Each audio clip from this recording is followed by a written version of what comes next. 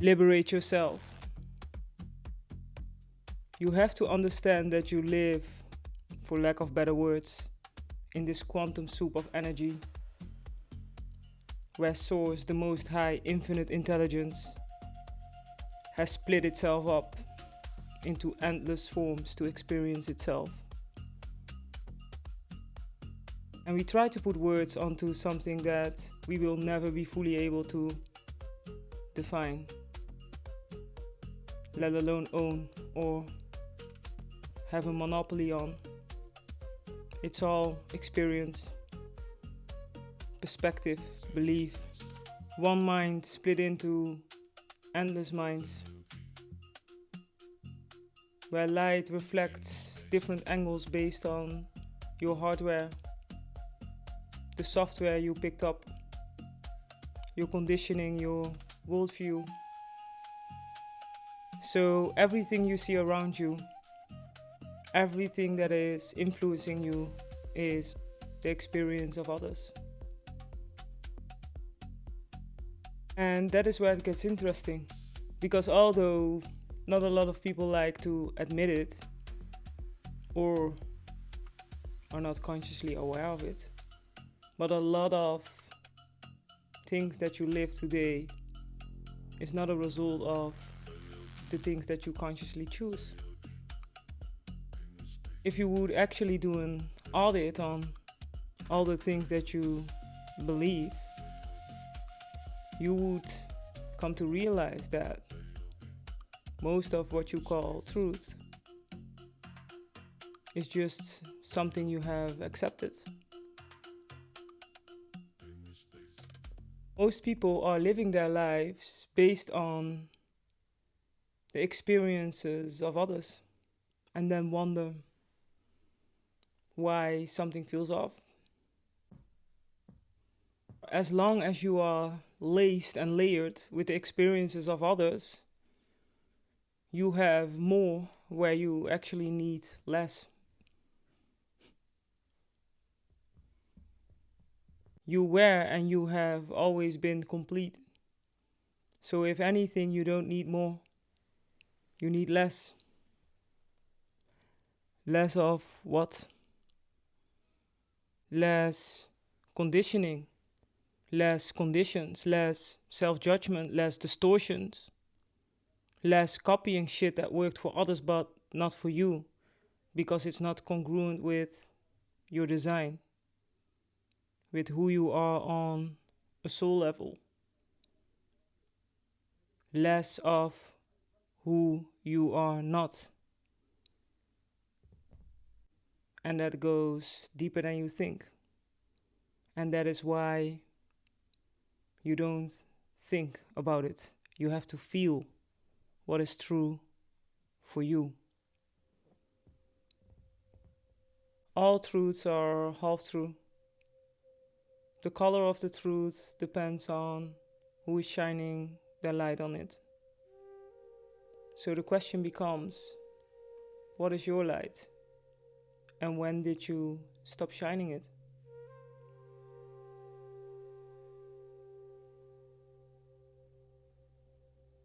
Seeing the fact that people always want to have real life examples, because these kind of topics can all become so floaty, right? And there are many, many examples of things that get presented as truth. And they get people trapped in a mindset of, oh, but if I don't do it that way, I am not able to reach a certain outcome. That is why it's important that you audit your beliefs and where they came from. Because what is true for another person doesn't have to be true for you. For example, some people present this whole idea of you have to get up 5 o'clock in the morning to succeed. For some people that can be very true because it fits their design, it fits their rhythm, it fits who they are, it fits their structure. That is their way to get the most out of life. it doesn't have to be yours. Yes. Or believing that you can only manifest certain things when you do all sorts of things in a specific order. It's neurotic behavior. If you want to adapt that belief, that's cool, but you don't have to. Is all I'm saying. You can cut out the middleman. So go straight to the root. It's the same with smoking, for example. I was extremely addicted to it for a very long time, and it took me a lot of strength and a lot of failed attempts, and I finally got rid of it for over 3 years now. It felt like absolute slavery. It made me feel so weak. The fact that something outside of me had so much control over me. So for me, releasing that was extremely powerful. But that is my relationship with it. Others might not feel that cost. It can be difficult to comprehend when you finally released it, because I don't see any benefit in smoking, like at all. But again, that's my relationship with it. It does not have to be true for someone else. But then we can go into the story of, oh, it's unhealthy and you die faster and all that stuff. Yeah, but is that actually true for everyone? No. There are people that get very, very old while smoking like a, how do you say that in English? Stoneboat. Chimney. It almost starts to sound like a smoking commercial. No, absolutely the fuck not. Don't smoke, okay? Do what you want. Do what you believe is true for you. But I wouldn't suggest anyone to smoke. Like I said, I don't see any benefits in it. It was just an example, okay? Why I use that example is because even I sometimes have difficulties with comprehending why people don't feel a problem with certain things in their lives, like serious things. But it all got to do with your truth and the relationship you have regarding to that thing, okay? So if you don't experience the cost, and that depends on your unique perspective, experiences, etc., then you relate differently to it. Comprehension, okay? Point being is, if you accept something to be true, it becomes your reality. It's always this narrative of you have to do this and that to get to this and that. Okay, look around you. Do you see any other examples where that wasn't the case? And if so, why wouldn't that be possible for you? Look around you. Are there any other people that are breaking those rules and conditions that you have set up for yourself by believing and accepting them? And if so, then it's possible. So more than often, what we are looking at is not the truth, but a choice. It's your beliefs, your perspectives, your acceptance, your risk tolerance, your vision on sacrifice, devotion. And that is where reclaiming starts. Stop having all those expectations of yourself, because more than often it's not about adding more, it's about removing what doesn't serve you. So what is actually meant for you can finally come forward. Take the spotlight. My mind.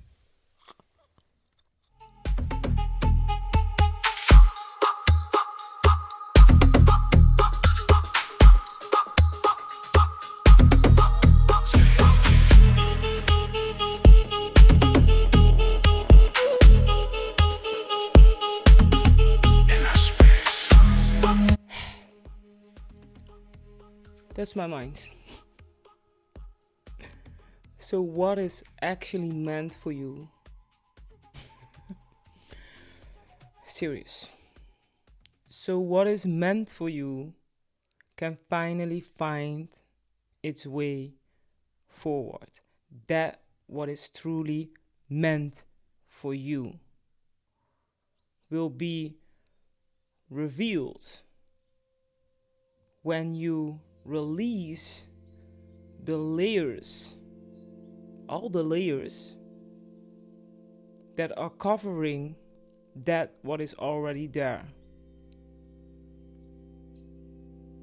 You wouldn't plant flowers, beautiful flowers, in a garden full of weeds. Remove the weeds first. Okay? Also, stop drinking the manifestation Kool-Aid. You are always manifesting.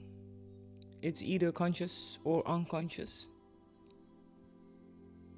Everything that you see in your world is recycled memory. It is the manifestation of your inner space. Your thoughts, your beliefs, your perceptions are all based on past experiences. It are stories that you keep telling yourself. Who? You. So what does that mean? That you can change basically everything by changing the story that you tell yourself.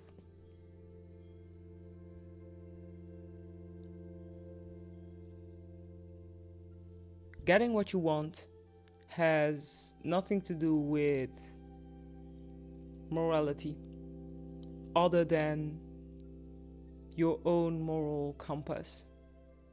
If you don't believe that you deserve something, you won't have it. Or you won't keep it. With other words, it will not be sustainable. There are terrible people that have absolutely everything they want. And I'm not saying become that. Don't become that. Don't be an evil fuck.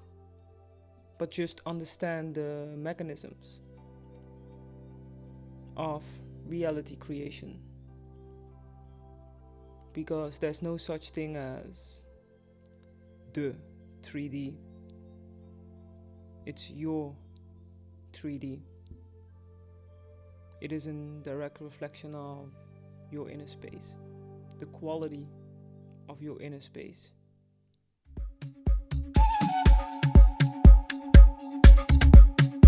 The quality of your inner space determines the quality of your entire existence.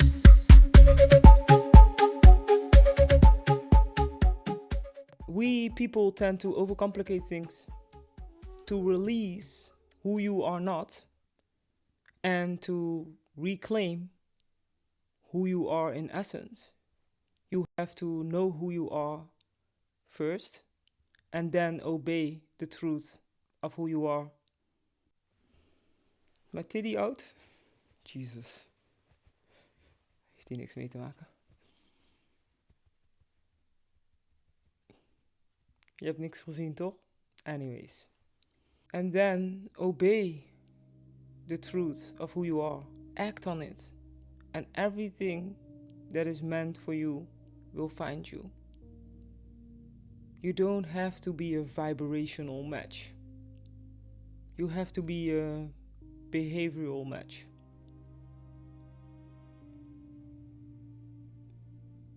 Don't overcomplicate things.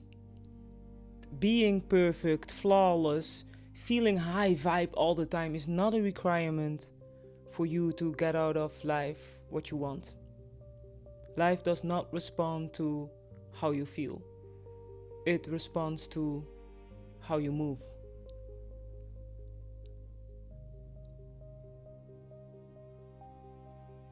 And regarding to simplification, there's all this noise about quantum leaping, all these terms and wordings, and in essence it's nothing more than knowing who you are, changing the way you see yourself, and then act from it.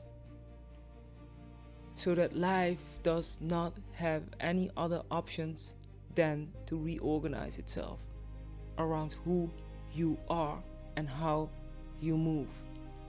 That's it. I promise. All the things around, oh, you have to kill your old self, you don't have to you don't have to do all that.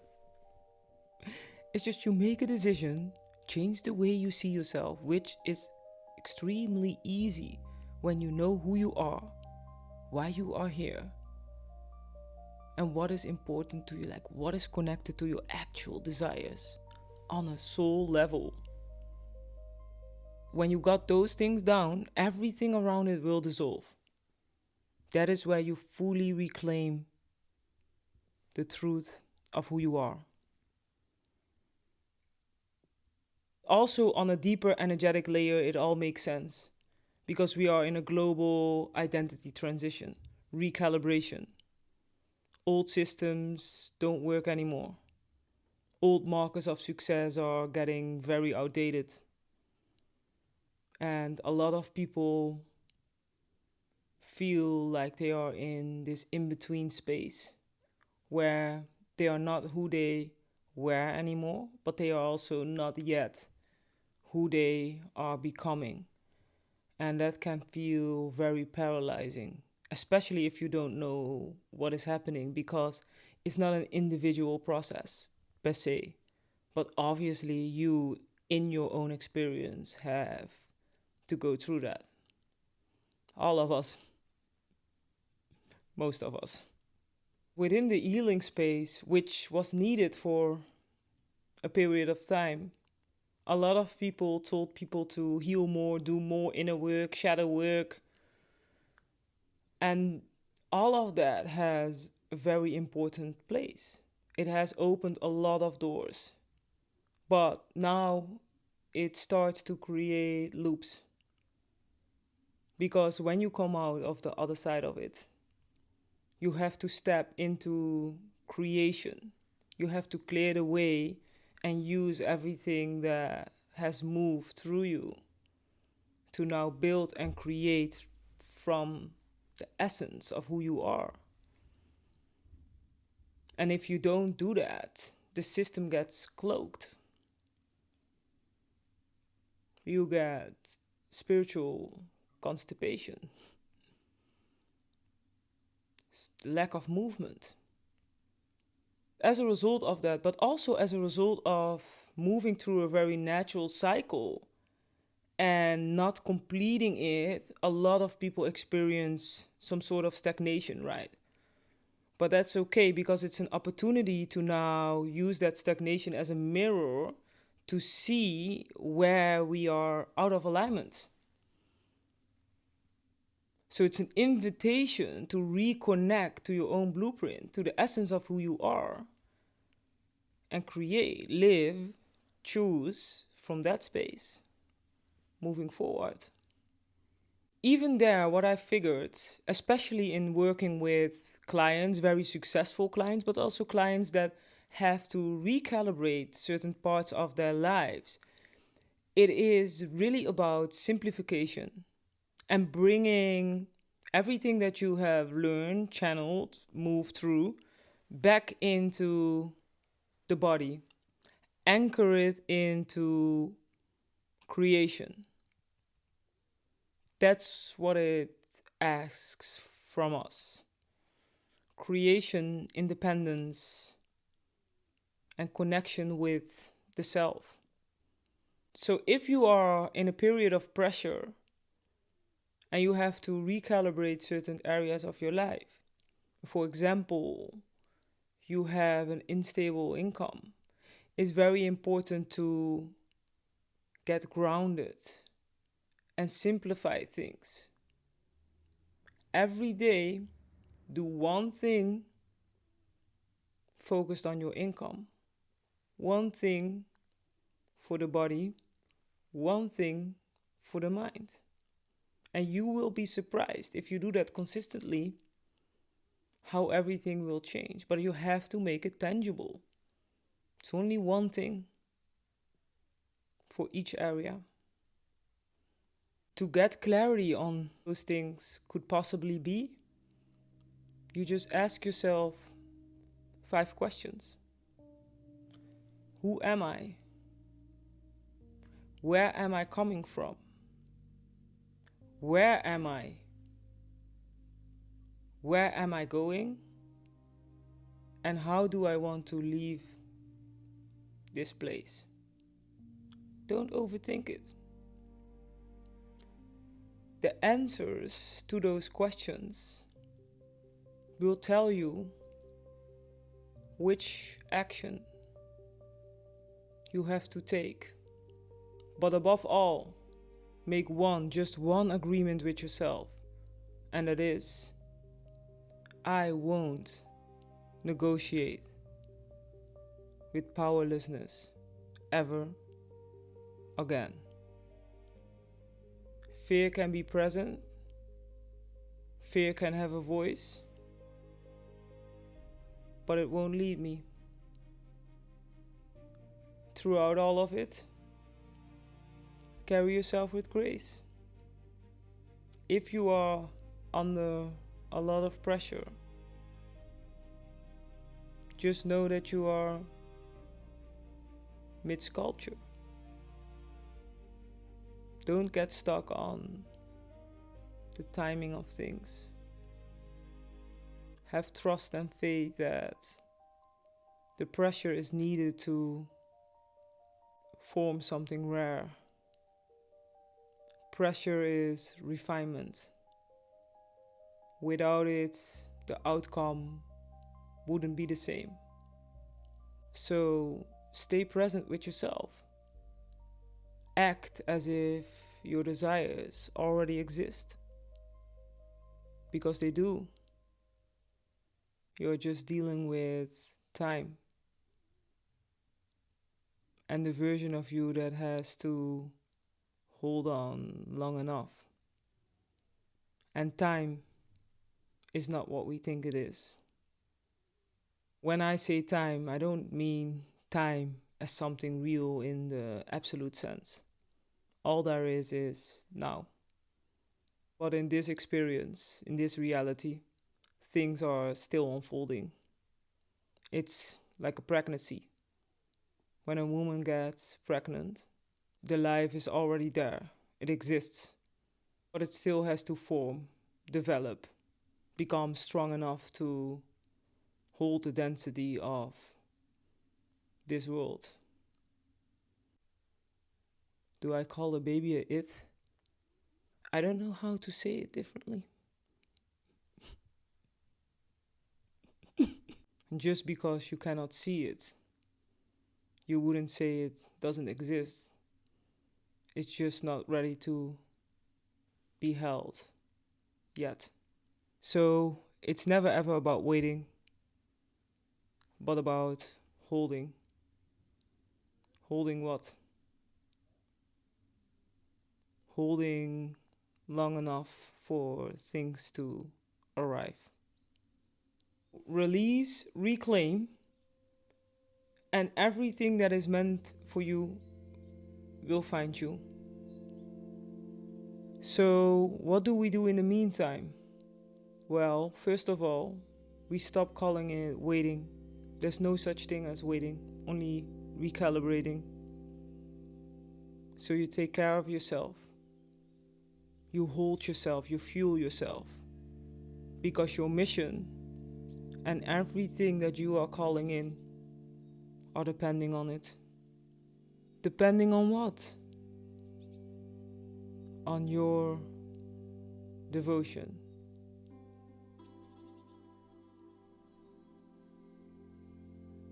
And being devoted means to be so infused with the essence of your being that you cannot help but creating and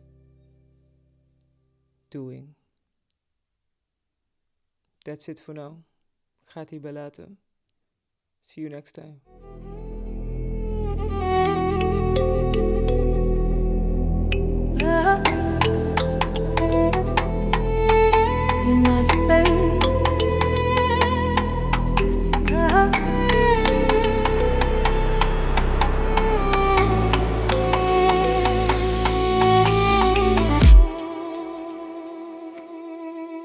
inner space.